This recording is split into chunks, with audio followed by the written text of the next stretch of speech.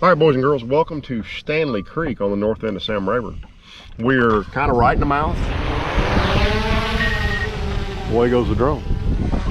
And we're going to fly back yonder, to the back of Stanley and back out, just to give you guys a sense of what all that looks like. It's about, we just measured it, it's about 1.1 miles from where we are to the back there. And there goes our drone. I will tell you, coming in here, there are stumps everywhere, and most of them are, I'm gonna say 3 feet tall. It's funny, every one of them's been hit. We were talking about coming in here, and one of them actually has propeller chops on it where somebody's run over it. I'll show that to you on the way out. But I think, so I love fishing up here. It's a long way up here. From Castle Boykins, it's a really long way up here. Excuse me, from Humphreys. Well, it's from Castle Boykins too, but from Humphreys, it's a really long way up here. It's easily a half-hour run. It's more than that, I would think. See, 19, yeah, it's probably 40 minutes to get to where we are right now, 35, 40 minutes. But a lot of fish been caught up here over the years. Really, really good springtime area. To my knowledge, there's no hydrilla up here. There goes an eagle right there, a bald eagle. I don't think there's any hydrilla up here right now. By the way, our drone pilot over there banging away. You hear the eagle? Yeah, I do. Yeah. So when he gets back there may be some grass back there I'm not aware of. There may be lily pads back there, but I don't think there are. But that's the beauty of flying a drone a mile in there and a mile back, that we don't have to idle all the way back there. I will normally run most of this. Not right now. We bump too much stuff coming in here at idle. So, you know, 6 feet low shows you, so exposes a lot of stuff that's broken off, even still just below the water line. So this should be some interesting drone footage, and I'll put some voiceovers. I can still see the drone. No, I can't. That's a bird. Anyway, I'll do some voiceovers for you guys as we go through this and give you some additional waypoints back there. Okay, Navionics map is no help, so let's go to the old hook and line paper map, guys. All right, let's borrow a page out of Bill Wilcox's book here and use a knife to show you. So we have right here Jackson Hill Marina, shortcut, long cut, deer stand, right? Run up here to Christmas Tree Island, or Christmas, yeah, right there. We catch the Ewing cut and we run up here. Now, if you kept running up the Ewing cut, which we've done in past videos, there's Duranzo. I'm still going to show you all Duranzo. There's the 103 bridge. But right here is Stanley Creek. And this, again, this really does not do, this map does really not do Stanley Creek justice. But we're sitting right off that island right there. He's just flown the drone up through here. We're going to look at some really cool stuff in the back here. Then he's going to overfly this. He's going to overfly this. And I believe, if I remember the footage right, he's going to overfly this and fly back around the corner there. So that's what we're going to look at today, is Stanley Creek on the north end of Sam Rayburn. Okay, I didn't talk about this in the main video, but there's really two ways to get to Stanley Creek at Poole, and that is to run up the Ewing cut and just turn and run straight in there. I have a trail I've marked running in there, but having looked at that trail now with the water low, it's pretty stumpy. But more often what we do is we go around Christmas Tree Point, and then we just make a big semicircle and run up the bank. But same way there, you know, having seen it now with water down, it's pretty spooky. But at Poole, I think either one of those are relatively safe. You know, again, Poole being, gosh, what, almost 6 feet above where it is right now. Okay, so this is the area we're going to look at Poole. And this, as you come into Stanley Creek, if you take that left and stay, don't go behind the island, just take that left and you'll see the houses back there on your right. That is Stanley Creek proper, and this is what it looked like. This is just old Google Earth images from November 2011. You had about 13.5 feet below Poole at that point. And you can see there's several creeks. Of course, there's also some road beds those guys had made running around back there on their four-wheelers. But several creeks, and we're really going to explore right in the middle of your picture that really pretty windy creek with some water in it right now. So let's go back to the aerial footage right here. And what you're going to see, we're going to work our way in there. And you can see that's that creek on the right. We're looking at it kind of upside down from what we were just looking at it on the Google Earth imaging. And obviously, now there actually, you're going to see here in a second, it looked like there's some grass back here, which surprised me. Real shallow grass. But the Stanley Creek area is kind of known for two things: fishing really hard spots, because you get some current around the mouth of it and then through the cut we'll show you here in a minute. And then also for cypress trees. Just, you've seen there's just hundreds, well, not hundreds, there's literally thousands of cypress trees up here. But you see there's some pretty cool little drains back here in the back, and you're going to see the big drain, the big Stanley Creek drain, when he swings his camera to the right here in just a second. A lot of four-wheeler tracks back there. Well, that's pretty much just flat through there. You saw those little creeks in the Google Earth images.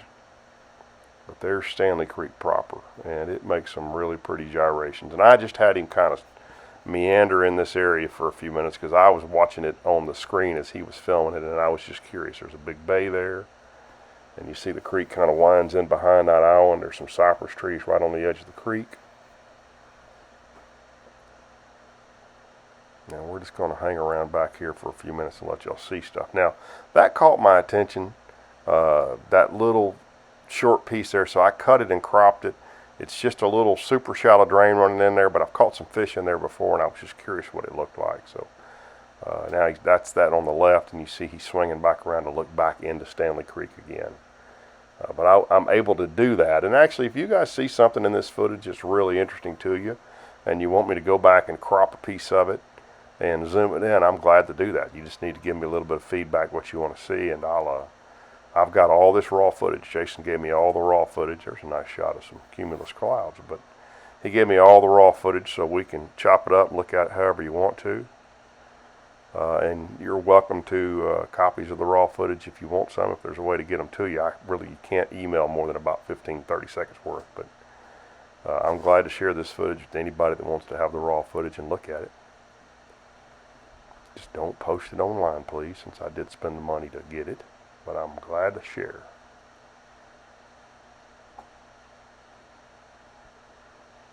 Colors are so pretty this fall. So remember, this is early October. The lake's come a little further down, and it's now just started creeping back up. I'm recording this literally the night y'all are going to see it, or y'all will see it in the morning. So right here before Christmas, right before this really bad cold snap's going to come in and get us.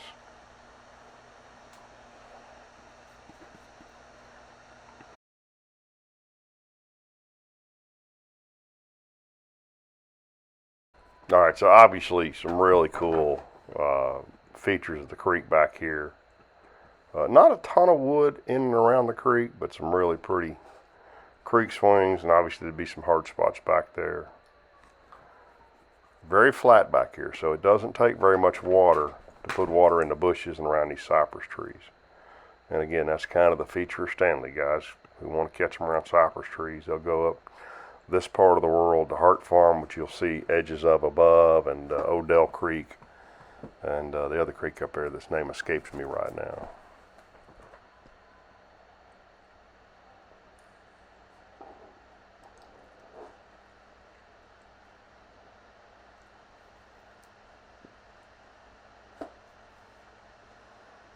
One of these houses up here on the left, a pretty famous Rayburn fisherman's parents lived in it for years. I don't know if they're still there or not, but I know they did for years. He was quite the hammer on this part of the lake. And we're going to start working our way back out of Stanley very slowly. You will note there's a pretty good amount of timber. You can actually see the creek right there where it runs with the mud banks because it's so shallow back there. But I believe, if I recall, so we're looking back out of Stanley, back up to the main lake out there. Very, very top left of your screen would be looking towards Duranzo, and then you'd be swinging now back towards the 103 bridge.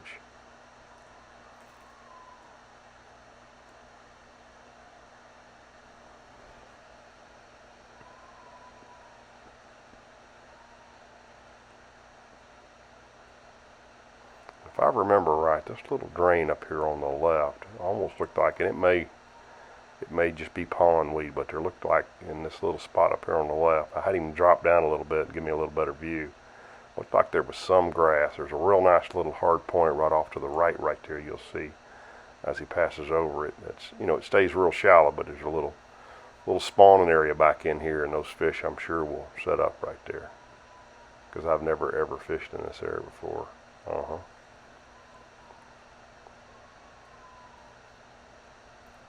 That's some pretty cool footage. Good job, Jason. Guys, I've said it before, we still want to shoot some more with Jason. I know he's gotten a little bit of business from these videos, but if you want to use him, there'll be a link. There's that little creek, and that looks like some grass to me right there. There'll be a link in the description below with how you can reach him. So please reach out to him and let him know you found out about him through Ken Smith Fishing's videos. But I'll be checking that if the water comes back up, and that may not be grass, but boy, it sure looks like it.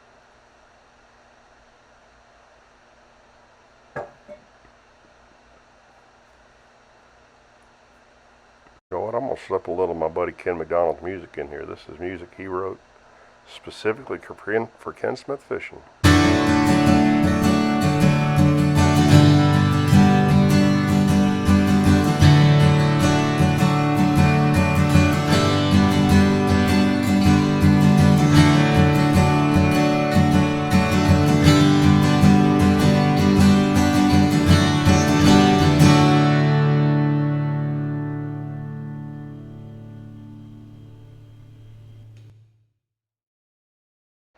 Alright, so there's the mouth of Stanley. You can see us in the boat right there, right in the center of your picture, kind of center high.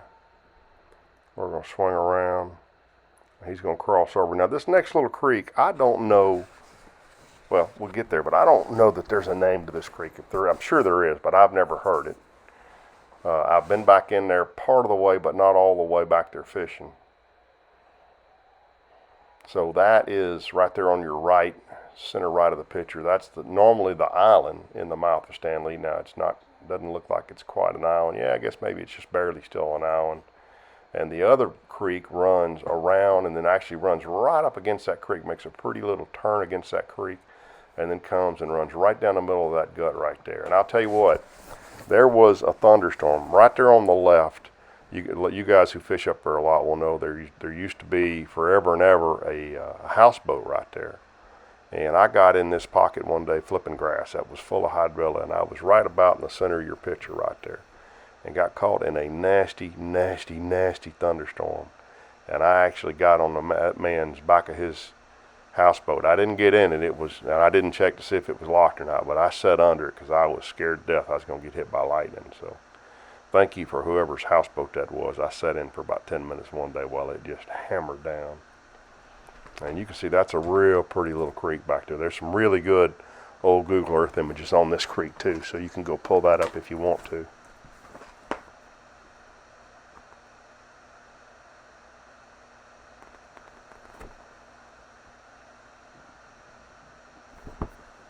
Okay, so that is the run through right there. You can actually, at pool, you'll see guys run through here going on further up to like Hart Farm or Gillian or Odell Creek. They'll run through that little gap right there. There's a fair number of brush piles out deep. These crappie guys have put up there on that bank up to the left as well. So you'll see guys run right through here.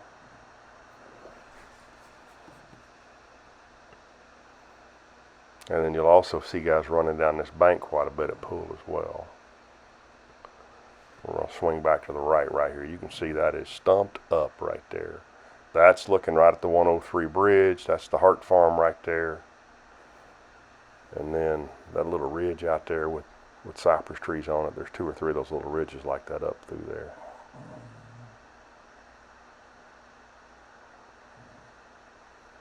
And now we'll work our way back up. So we're now outside of Stanley, working our way back up to the mouth of Stanley. And of course everybody knows about the point out there in front of Stanley with the big tree that sorry as it is the Smith household, I had to stop the video and yell at dogs, keep dogs from biting on each other. What I was going to say is you'll see up here at the end that little shallow spot, and I mean that's a spot that you will seldom run by on this part of the lake when somebody's not sitting out there fishing. It's actually funny, a spot I hardly ever fish for exactly that reason. I'm always afraid I'm going to get on a big group of fish there and there'll be 19 guys there before I get there.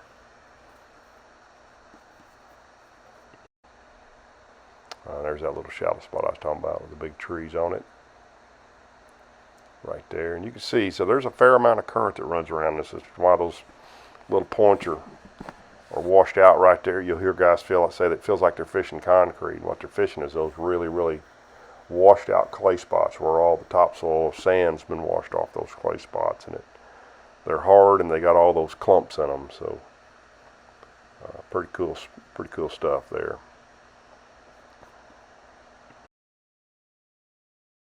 So we're back to the mouth, and we're going to swing around. You're going to see the boat come into view right here in just a second, and I'm going to show you. So here in a minute, I'm going to show you all some stumps that have been hit multiple times. It's that little group of stumps right there at the bottom left of your screen, and then that little second group of stump that's right now about 10 o'clock on your screen. Those stumps have, I mean, they're splintered. There's prop chops in the top of one of them. They have been hit a whole bunch because that's where we all run through when the water's at pool. And as the waters come down, those things have gotten whacked on. So, but there's the boat. Just looking back up Stanley Creek, that's the first place we ran. And then we're going to swing around and go across that other bank, working up the outside, working our way back out to the outside of Stanley right here.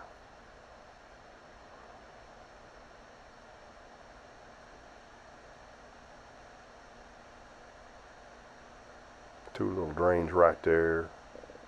You know, that's some of the most fished cypress trees on the lake you're looking at right there. I would be pretty safe to say, kind of main lakey, mouth of a big creek, and doesn't take much to put water on them. Those things get hammered. You can catch fish in them, but not a place you really want to be dependent on usually to be your starting spot for a tournament unless you are going to be boat number one.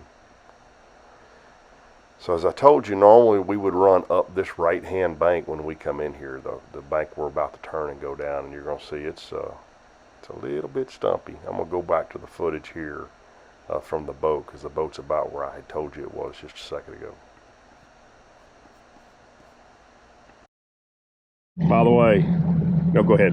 Hit by tree or hit by boat, hit by boat. See the chops on the propeller on that one? All those have been hit by boats. We're in the mouth of Stanley, and you know, that was a foot and a half ago.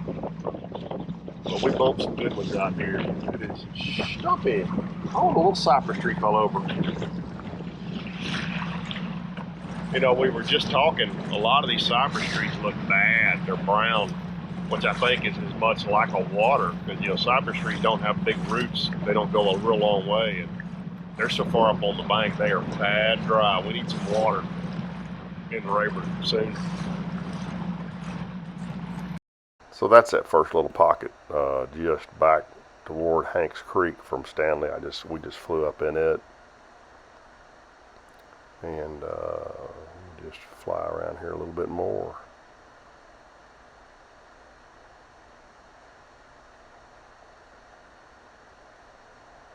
So he just cut back across land back into Stanley right there is what he did. And that's the drive through you see right there. You can run right straight through there, normally make that little corner and you're cut off that point. You don't have to run all the way around that point. You see the boat right there. We're almost back to the mouth of Stanley right there. And I will tell you, I idled every bit of this. Even from the Ewing cut in, I idled it. It's just not something I'm going to run right now.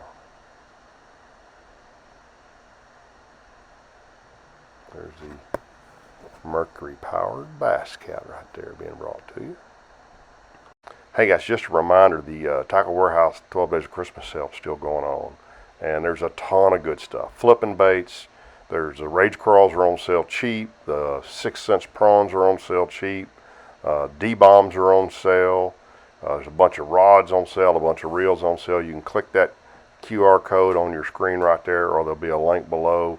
If you do some shopping and you do it through that link, that lets Tackle Warehouse know you want to support our channel, and they will support us. So there's Jason. I hope you guys enjoyed that. And he's going to make a nice little landing right here. And actually, we learned something. Let's see if I can find this little bit of footage he talks about here in just a second, guys. So Jason's got hundreds of hours of flight time, but not a little bit with FLW in a boat. But talk about what you just said. Yeah, so trying to put a drone down on land is easy because the land is not moving underneath you. However, when you're in a boat, it's kind of a moving target, and the drone likes to stay in one place if it can. So if you've got a moving target you're trying to land on, like we've been kind of saying all day, you might get a haircut. You definitely will eventually. So if you can put down your trolling motor, Spot lock it. It's like landing with your eyes closed versus landing with your eyes open. Yep. So Yep. yeah. So that's a good piece of advice for you experienced and or budding drone pilots.